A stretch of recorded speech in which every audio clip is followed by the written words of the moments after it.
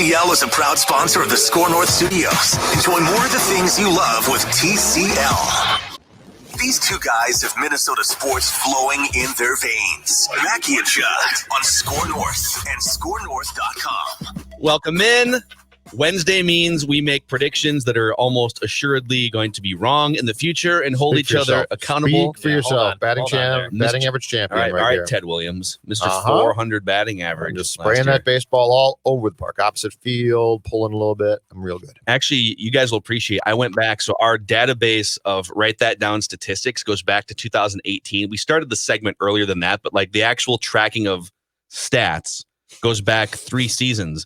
And I have accumulated and tallied the all-time hits list and the all-time home runs list. Write that down, reference.com. We should create that. Create it. Yeah, I like it. Right there. It can be part of the stathead.com collection. That's right.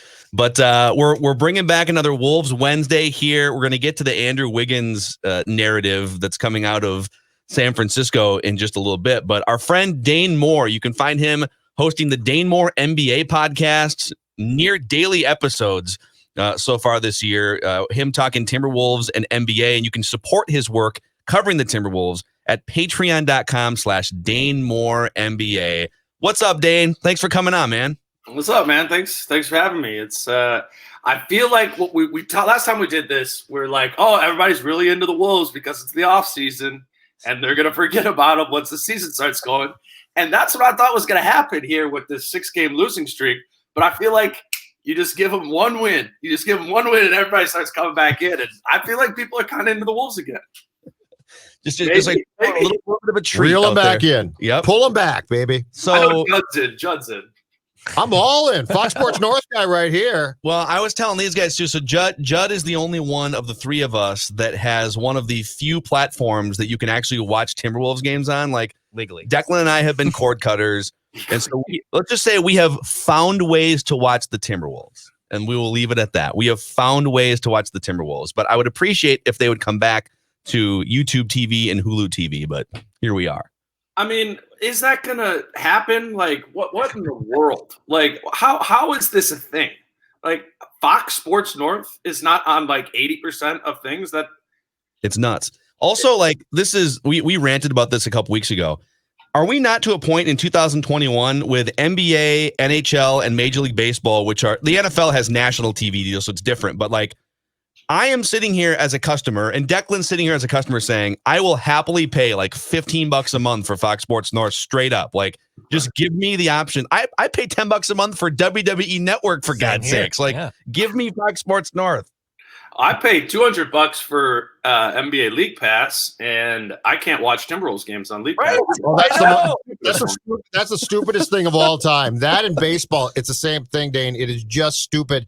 But in the Wolves case too, it's incredible because there are no fans. So like their only way to communicate, right? Like their only way to get their product, good or bad, out there is for fans to be able to tune in and watch. And you are basically telling people in their 20s and 30s probably who want to stream games, buzz off. It's an incredible... It is as bad a business model as you can possibly have to tell young people who you want to watch basketball, sorry about that, you can't watch the Wolves because we're only on like 2 services. Yeah. The best thing is that when I get emails from people who say, you know, I haven't been watching the games, but I listen to the podcast. I really disagree with you about Josh Okogie. I'm like, oh yeah. What do you know about Jared Vanderbilt? I'm like, okay, we're not responding to this one. So, all right, so we're 10 games into this thing. Karl-Anthony Towns has played in 3 games, so it's a little bit hard to evaluate the polished product because the thing that they're building everything around has only been part of 30% of the games. But what is your number one takeaway from watching 10 games of Timberwolves basketball so far this year? My number one takeaway is that they are completely incompetent without Karl-Anthony Towns. And 1B is that they're probably a playoff level team with Karl-Anthony Towns. As Karl-Anthony Towns, you know, sort of progresses, I think obviously now he's, or according to him, playing with like one limb and, you know, and came in kind of out of shape, I think you would say, you know, not in basketball shape. So we've seen 3 games from Cat where he's been awesome, playing with one hand and somewhat out of shape. So I don't think you can really – I mean, he's 25. Like, he's in his prime. Like, he's ready to roll as far as what he can do out on the floor. So they're good there. But you remove that piece from it, and I don't even know what the perfect analogy is, but it's like you pull that out and the house of cards is completely done and completely out. They're going to lose every game without him by 20 points, pretty much. So then, off the incompetent point, this is the one thing I can't get my head around, okay? Because Cat's a great player. So like, yes, of course, if Cat does not play, the Wolves are not going to be as good. I get that. But when you watch the games without Cat, how much responsibility do you put on the core players who are still there, who clearly aren't, when Cat's not playing, holding up their end of the bargain? And how much goes to the coach? Because, if they were playing without Cat, Dane, and they lost by, let's say, 8 to 10 points, you'd say to yourself, okay, not great, but not completely shocking. But in watching those games where he didn't play, I was just amazed at how bad they looked, how bad they lost. So how much goes to the players themselves who are playing without Cat, and how much goes to Gerson, and probably more so Ryan?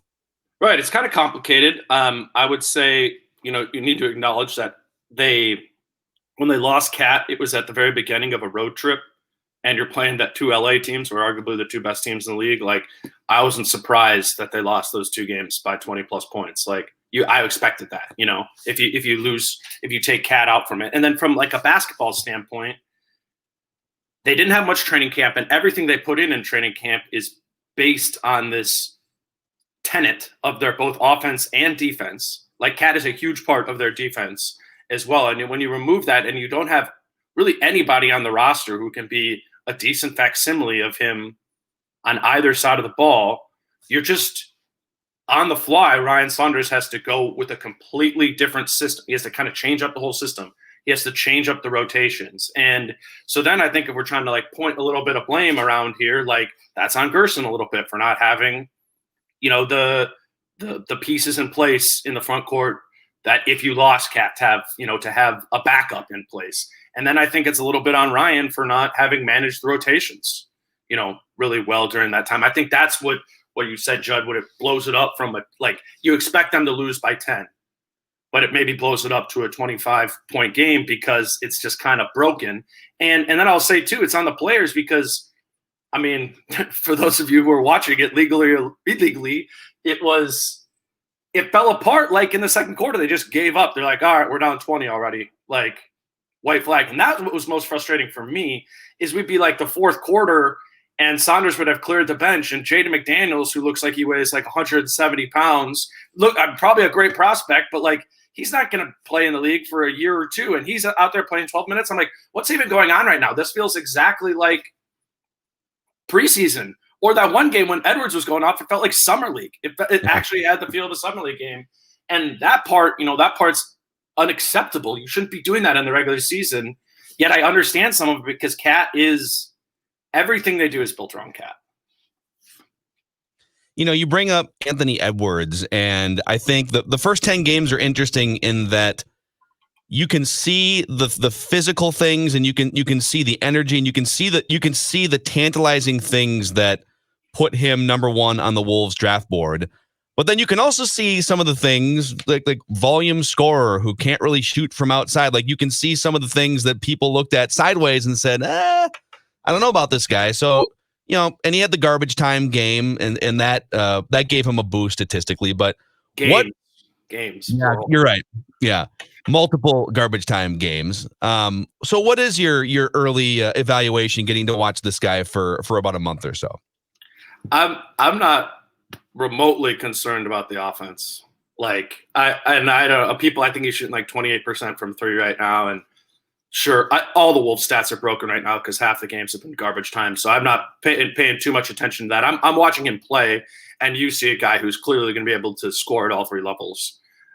It's you go on, and he's only going to pick and choose his spots better and better. He's only going to become he's only going to leave puberty here soon. Like, I mean, the kid he literally would be a freshman in college right now. He reclassified to go to college last year. Yeah. There's nothing to be worried about offensively. I think that is totally going to iron itself out. For me, all the concerns I have are on the defensive end. It's why, like, people go, why is Anthony Edwards not starting? It's like, well, watch what he's doing when somebody else has the ball. That's not his man.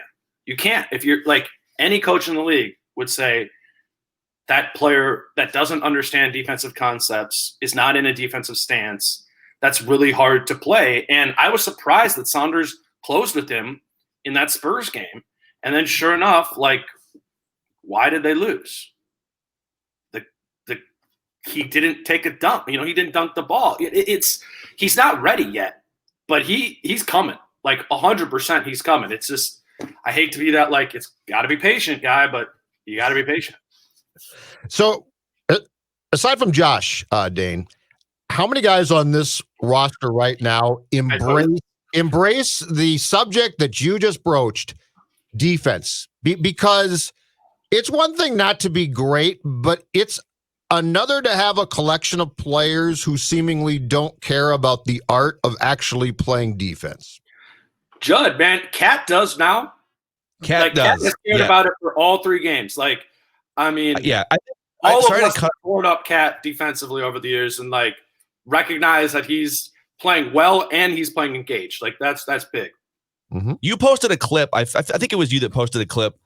And if it wasn't you, then you get credit for somebody else's fine work on Twitter here. But it was a clip of Karl-Anthony Towns anticipating the next pass in the lane in a way that we haven't seen. Like, when I watch him, and my amateur fan eyes, like, he's been so reactionary, and he always just looks a step slower than he needs to in the first handful of years. And he looks like he's more anticipating more in the paint with rotations than he has previously, and that's encouraging. 100%. And he's put in a hard spot. I mean, you can basically use your big defensively in 2 ways. You can play them up at the level of the screen where they're switching onto the screens, right? Super aggressive, or you can play super conservative and drop them back to the rim.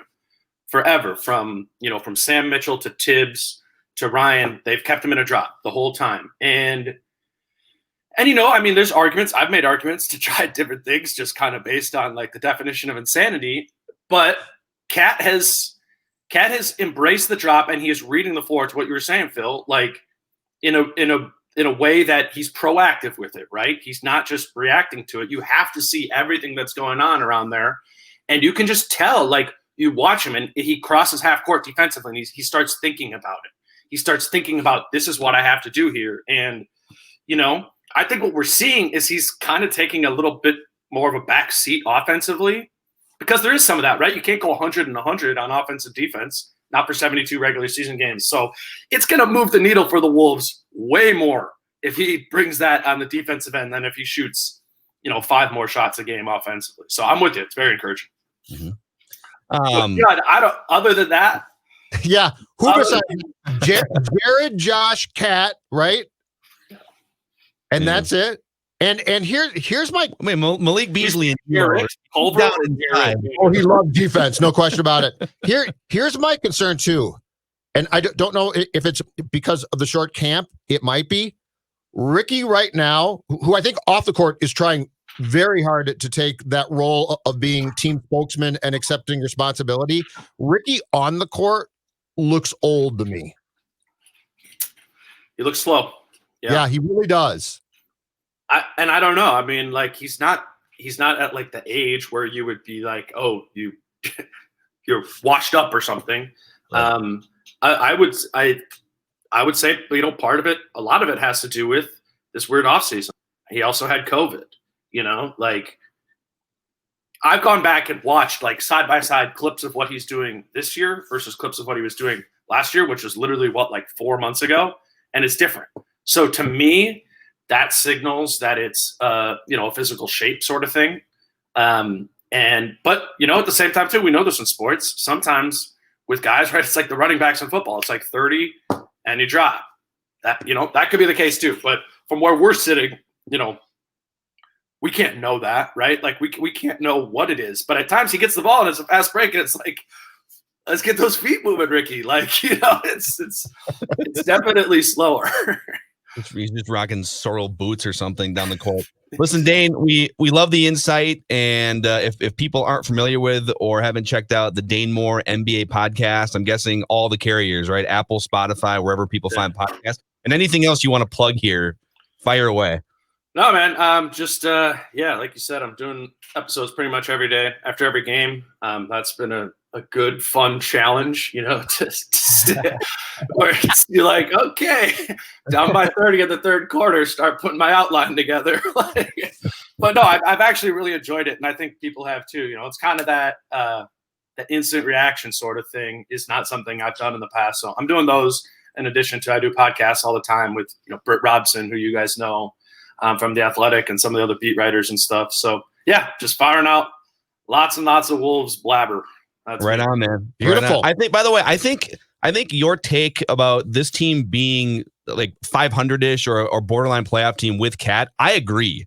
And I'm interested. I think a lot of people would say, pull those guys over, hot take police, drinking too much Kool-Aid there. I think you're onto something, and I think it just depends on how healthy can he be the rest of the year. So, dude, that's the thing. If you give Cat two hands, it's going to be like we still forget it. We forget how good Cat was in the first 30 games of the year. And me, I'm not like a Cat fanboy here. Like we've all talked about this before. I've seen problems in this game. I'm just telling you, he's 25 now, and he's going to be at another level. That's what star players do. You get him healthy, and you put decent players around him. Being close to 500 is not a hot take. No, I agree. Dane, we'll get you on again sometime soon. Thank you so much. See you, Dane. Take care, man. Later. That's Dane Moore, and also Dane Moore NBA on Twitter if you want to follow him.